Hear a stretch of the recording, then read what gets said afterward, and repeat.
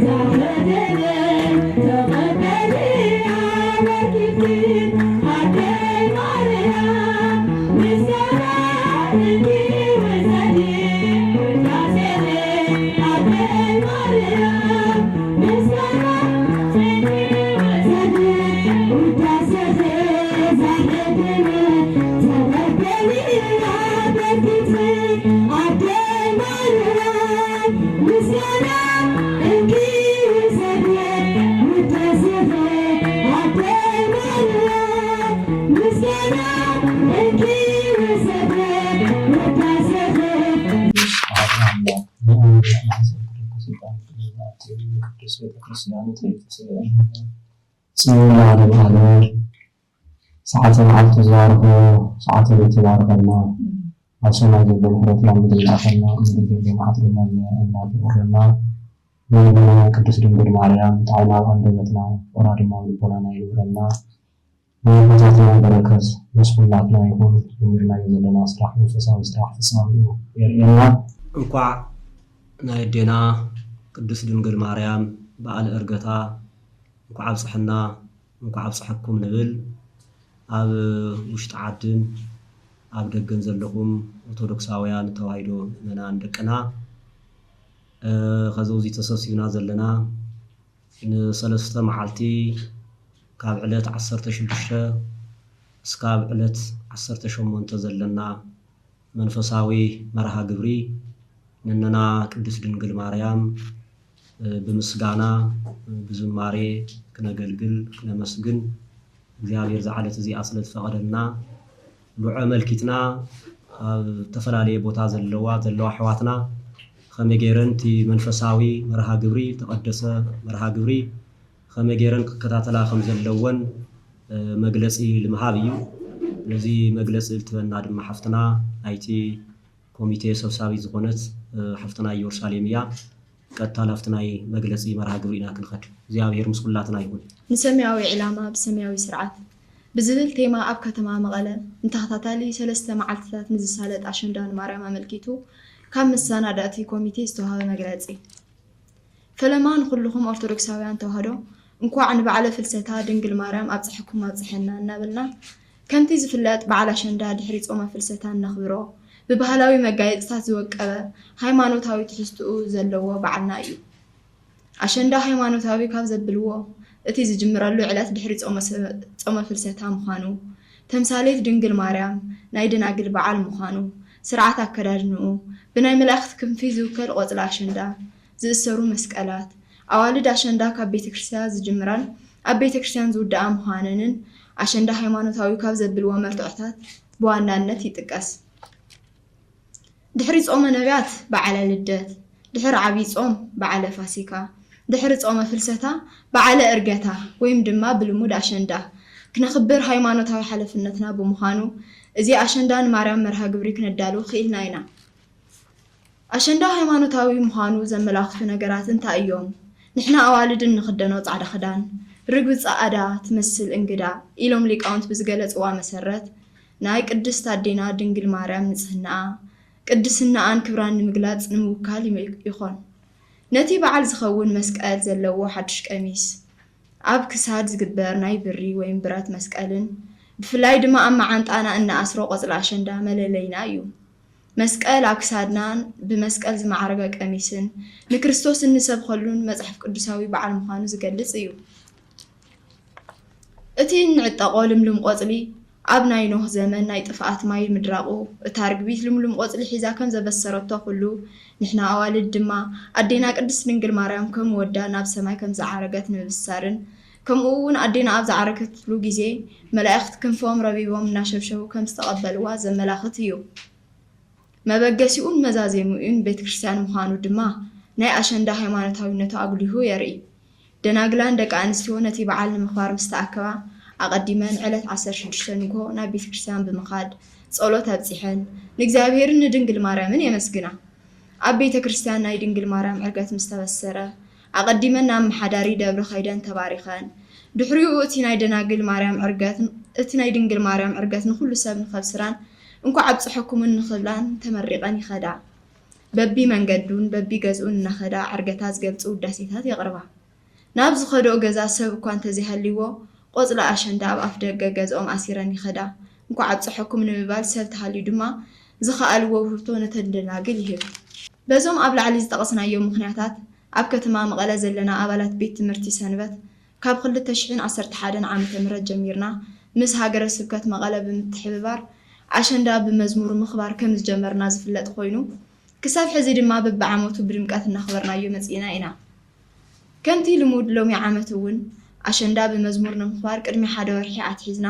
ዝተፈላለዩ ምድላዋት እናገበርና መጽኢና ኢና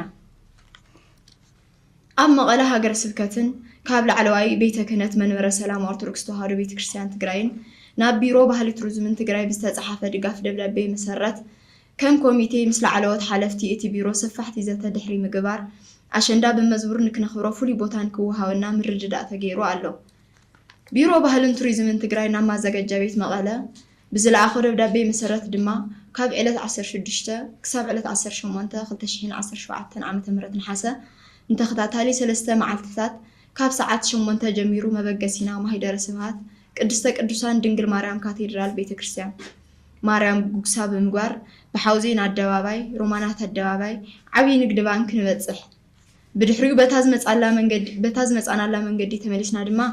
ብሮማናት ኣደባባይ ኣቢልና ምዕጻዊ መርሃ ግብሪ ኣብ እንዳ ማርያም ጉግሳ ክነካይድ ሙሉእ ምድላዋትና ጌርና ኣለና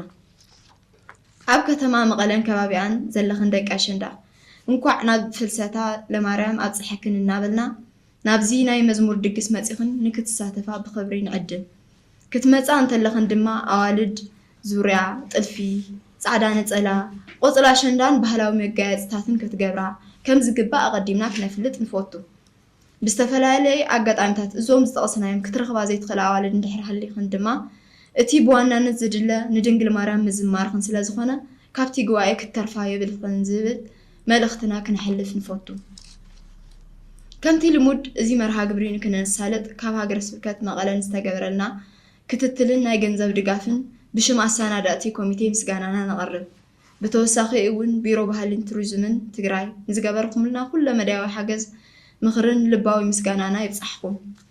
በዚ ኣጋጣሚ ንኩልኹም መንግስታውን ዘይመንግስታውን ከምኡ ድማ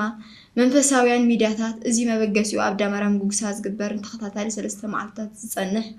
ኣሸንዳን ማርያም በኣካል ተረኺብኩም ሽፋን ሚድያ ንክትገብሩልና ጻውዒትና ነቐርብ ንሕና ኣዋልድ በዓል ፍልሰታ ወይ ኣሸንዳ ንድንግል ማርያም እነመስግነሉ ዕለት ደኣ እምበር ድንግልናና እንስእነሉ ብሓጢኣት ንእግዚአብሔር እንሕዝነሉ መዓልቲ ክኸውን ኣይግባእን ኣብ ከተማ መቐለን ከባቢያን ዘለኽን ኦርቶዶክሳውያን ኣዋልድ ናብዚ ናይ መዝሙር ድግስ ብምምጻእ ኣሸንዳን ማርያም ምስ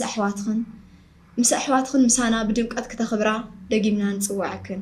ንኩልኹም ህዝበ ክርስቲያን እንኳዕ ናብ ፍልሰታን ማርያም ብሰላም ኣብጽሐኩም ኣብጽሐና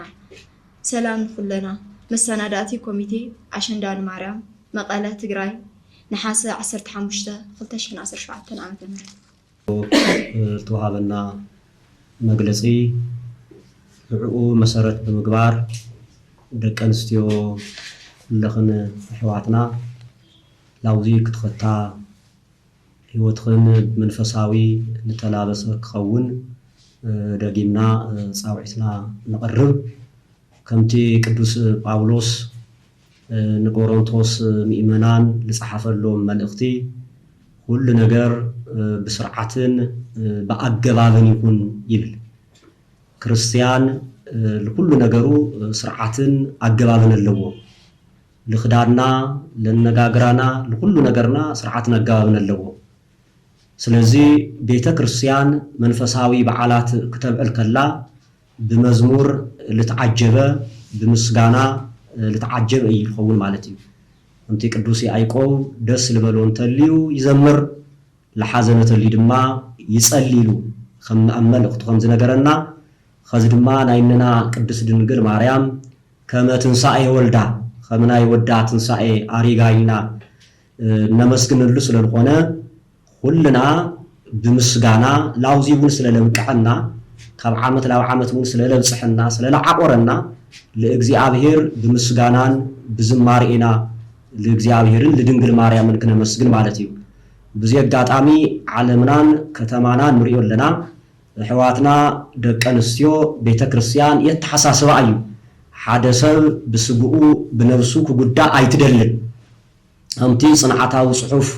ኣብ ተፈላለየ ቦታ ንሪኦ ግን ብኤችአይቪ ኤድስ ልጥቃዓ ብዙሓት ሕዋት ኣለዋና ኣብቲ በዓል ኣብ ልመፀ ግዜ ፋርማሲ ተኸፊቱ ተፈላለየ ውዚ ክናገረሉ ይኽእል ብዙሕ ነገር ይግበር እዩ ስለዚ ቤተክርስቲያን ልዙ ይልጨንቃ ከምቲ ቅዱስ ጳውሎስ ዕለት ልጨንቀኒ ስለ ኣብያተ ክርስቲያን ጉዳይ እዩ ስለ ምእመናን ጉዳይ እዩ ምእመናን ክጠፍኡ ምእመናን ክብተኑ ብስጋን ብነፍስን ክጉዱ ስለዘይደሊ ቅዱስ ቤተክርስቲያን ድማ ልዙ ልተወሰነ ሙሉ ለሙሉ እኳ ተለይኾነ ልተወሰነ ነገር ግን ልምቕናስ እግዚአብሔር ተሐጊዙና ድማ ለቀጻሊ ከምኡ ላኸተተን ለአተወ ላተረድኦ በሓደ ግዜ ድመጽ ነገር ስለዘየለ ለቀጻሊ ድማ ከምዚ ላበዛሕና ላሰፍሓና ክንኸይና ስለዚ ቤተክርስቲያን ስለልጨነቃ ስለለተሐሳስባ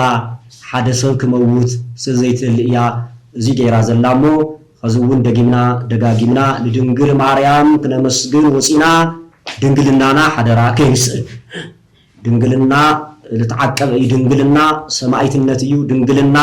ሃይማኖት እዩ ድንግልና ርስቲ እዩ ስለዚ ብፍላይ ደቀ አንስትዮ ልዚ ተረዲእኽን ድንግልናኽንን ቅድስናኽንን ንጽህናኽን ሓሊኽን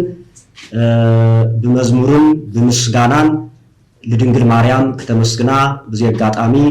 መልእኽቲ ከመሓላልፍ ይደሊ የቀኒየለይ